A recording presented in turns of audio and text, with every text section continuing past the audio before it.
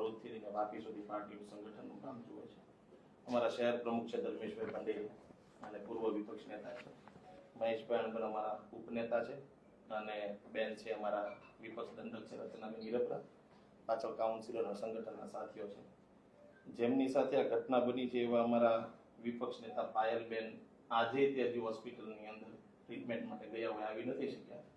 તો સાહેબ અતિ ગંભીર મુદ્દાને લઈને અમે આવ્યા છીએ અને ક્યારેય અમે પોલીસ તરફથી આવું ક્યારેય કલ્પના નહોતી કરી એવી ઘટના બની છે. એમાં યોગ્ય ન્યાયિક તપાસ થાય, એફઆઈઆર દાખલ થાય અને જેમનું પણ જે આ કૃત્ય કર્યું છે એમને નોકરીમાંથી બરતરફ કરવામાં આવી માંગ લઈને આવ્યા છીએ. તમારા આગેવાનો રજૂઆત કરી શકો ને રામભાઈ.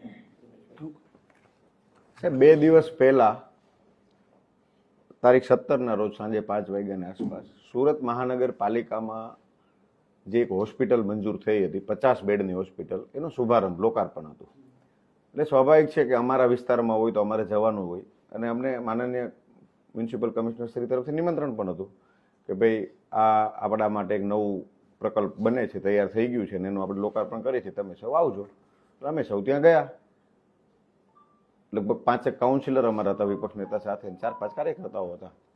અમે જેવા ગાડીમાંથી ઉતર્યા એટલે પોલીસે તમને ઘેરી લીધા. અમે કીધું શું કામ ભાઈ? કીધું કે ના તમને અહીંયા એન્ટ્રી નહીં. કીધું શું કામ? પણ શું કારણ છે? તમે તો જાહેર જનતા માટે ખુલ્લું મૂકો છો, જાહેર આમંત્રણ આપ્યું છે, પેપરમાં પાને જ બધે ચડાવ્યું છે કે આપણે ખુલ્લું મૂકીએ છીએ. અમે તો ચૂંટાયેલા પ્રતિનિધિ છીએ, આ જ વોર્ડના છીએ, અમારી માંગથી જ આ હોસ્પિટલ બની છે, તો અમારે એના શુભારંભમાં ઉપસ્થિત નહીં રહેવાનું? તો કે નહીં, તમે વિરોધ કરવા આવ્યો છે. કીધું અમે ક્યાં તમે જોયું કે વિરોધ કરવા માટે આવ્યા છીએ?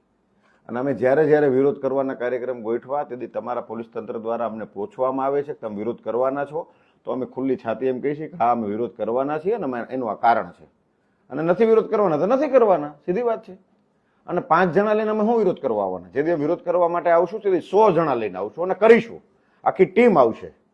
એટલે આજે અમે વિરોધ કરવા માટે નથી આવ્યા. આજે તો જનતાના હિતમાં એક હોસ્પિટલ ખુલ્લી મુકાઈ છે, તો અમને ખુશી છે કે અમારા વિસ્તારના લોકો માટે અમે માંગ કરી હતી. કોરોના કાળમાં આ પરિસ્થિતિ આપણે જોઈ હતી કે લોકોને બેડ નહોતા મળતા, ઓક્સિજન નહોતા મળતા, દવાઓ નહોતી મળતી અને એ પરિસ્થિતિ સમયે જ અમે ચૂંટાણા અને અમારી માંગ હતી કે ભાઈ આ વિસ્તારના લોકો માટે આરોગ્ય સુવિધાઓ હજી મજબૂત બનાવવી પડે, આપણે બેડની વ્યવસ્થા વધારવી પડે અને એના ભાગરૂપે અમે માંગ કરી હતી અને માંગના ભાગરૂપે અમારી માંગ મંજૂર થઈ અને એક 50 બેડની હોસ્પિટલ ત્યાં મંજૂર થઈને બનીને તૈયાર થઈ. તો ને અમારા વોર્ડમાં બની છે, અમે ખુદ એ માંગ કરવાવાળા છે, અમે એના ચૂંટાયેલા પ્રતિનિધિ છે. 25-25 હજાર લોકોએ અમને મત આપ્યા છે, આખા સુરતમાં થઈને 16 લાખ લોકોએ અમને મત આપ્યા છે, એના અમે પ્રતિનિધિ છે ને અમારે ઊભું નહીં રહેવાનું? અને ભાજપના શાસકો પોલીસ તંત્રનો દુરુપયોગ કરે, પીઆઈને સૂચના આપે કે ભાઈ અમને ભરીને લઈ જાઓ એટલે અમને ભરીને લઈ જવાના. સાહેબ અમારો શું એવો ગુનો?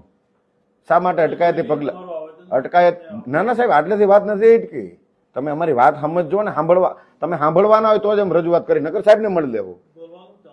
હા, એટલે અમે આ માંગ એટલા માટે આવ્યા કે એટલેથી અટકવું નથી. આની પહેલા અમારી અનેક વાર ધરપકડ પોલીસ તંત્ર દ્વારા કરવામાં આવી છે, ક્યારેય પોલીસ સાથે ઘર્ષણ નથી થયું, કોઈ દિવસ અમે પોલીસનો વાંકે નથી કર્યો. પોલીસ એની ડ્યુટી નિભાવે છે, ઇટ્સ ઓકે, અમને કઈ વાંધો નથી. પણ આ દિવસે એવું બન્યું કે એક બેન એમાં પીએસઆઈ હતા જે સિવિલિયન ડ્રેસમાં હતા, અન્ય ડી સ્ટાફના માણસો હતા.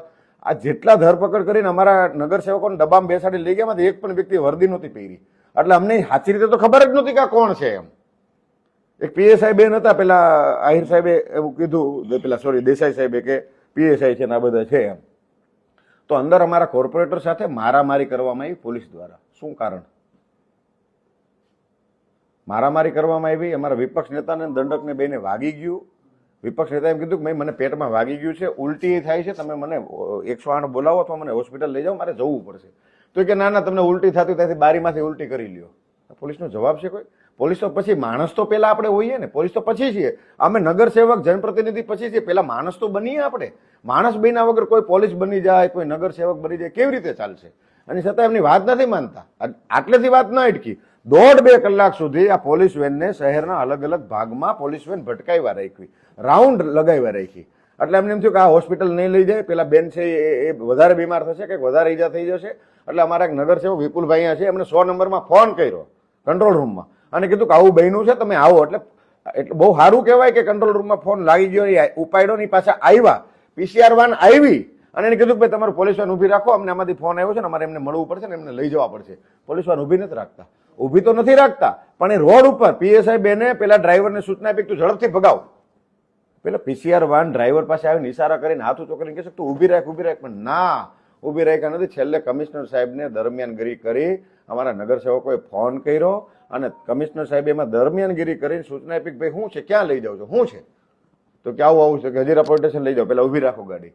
પછી ગાડી ઊભી રાખી હજીરા પોલીસ સ્ટેશન 1.5-2 કલાકના અંતે પછી 108ને અમે બોલાવીને એને લઈ અને અમે સ્મીમેર હોસ્પિટલ ગયા, 1 દિવસ એડમિટ રહ્યા અને ત્યારબાદ બીજે દિવસે પૂણા પોલીસ સ્ટેશન ગયા. અમે ફરિયાદ નોંધાવવા માટે ગયા તો એસીપી સાહેબે ત્યાં હાજર હતા ને પીઆઈ સાહેબે હાજર હતા. એને કીધું સારું અમે તપાસ કરી લઈશું, જે હશે અમે જોઈ લઈશું, ફલાણું છે ઢેકડું જે છે. એટલે અમે સરકારે જવાબ આપી દીધો.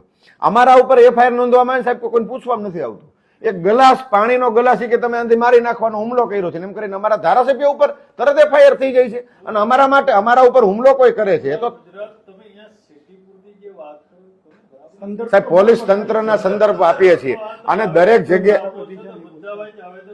સાહેબ આ મેં તમને જે વાત કરી છે સાહેબ એ બધી વાત આમાં અક્ષરશઃ લખી છે અને અમારે તો સાહેબને જ મળવું હતું કે અમે સાહેબને જ મળીને ડાયરેક્ટ રજૂઆત કરી દઈએ કે ભાઈ આ બાબતે એમના ઉપર કાયદેસર કાર્યવાહી કરવામાં આવે. આ પહેલી ઘટના નથી સાહેબ. થોડાક 10-15 દિવસ પહેલા આ જ પીએસઆઈ બેન દ્વારા કોઈક સમાજના કોઈક અન્ય લોકો સાથે કંઈક પોલીસ તંત્રની ડ્યુટીના ભાગરૂપે કંઈક ગયા છે અને મારામારી કરીને પેલાનો હાથ ભાંગી નાખ્યો હતો. તો પોલીસ તંત્રનું આ થોડું કામ છે અને એમાં સમાધાન થયું હતું. આ 15-20 દિવસ પહેલાની ઘટના છે. પોલીસ સંદેશો શું આપવા માંગે છે?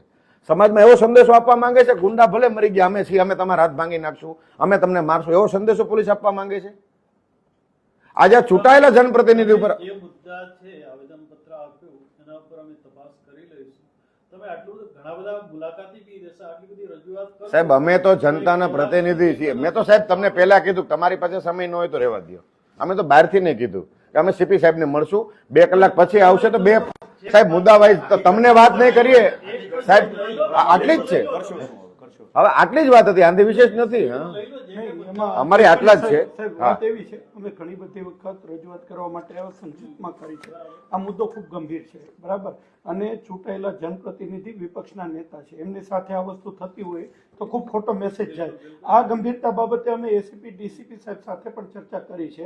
અમારું એક પ્રદેશમાંથી ડેલિગેશન વિકાસ સહાય સાહેબ ડીજીપી છે એમને પણ મળવા જવાના છીએ.